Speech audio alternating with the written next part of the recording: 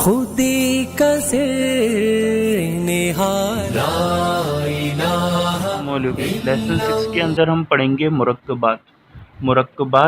مرکب کہتے ہیں دو یا دو سے زائد الفاظ کے مجموعے کو، دو یا دو سے زائد الفاظ کے مجموعے کو مجموعہ، ٹھیک ہے۔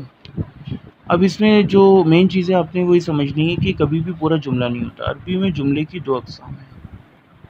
جملہ پوری عربی میں اسمیہ جو کسی نام سے شروع ہوگا، اور دوسرا جملہ فعلیہ جو کسی فعل سے شروع ہوگا، جیسے خلق اللہ الانسان، اللہ نے پیدا کیا انسان کو۔ جملہ اسمیہ حامد صالح، حامد صالح ہے، اچھا بندہ ہے۔ لیکن مرکب جو ہے وہ ہمیشہ جملے کا حصہ بن کر آتا ہے، پورا جملہ نہیں ہوتا اپنے آپ میں۔ مرکب یہ اپنے پاس لکھ لیجئے پوائنٹس۔ دوسری بات یہ ہے کہ مرکب کی چار اقسام ہوتی ہیں، اربع اقسام، چار اقسام۔ پہلی قسم کیا ہے؟ مرکب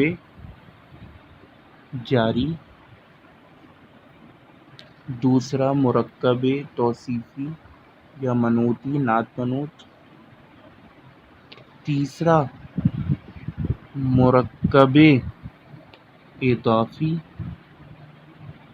مضاف مضاف الیہ، اور چوتھا مرکب اشاری، یعنی جس سے اشارے کا مفہوم دیا جائے۔ اب اس کو ہم اگلے لیسن سے ایک ایک کر کے پڑھیں گے۔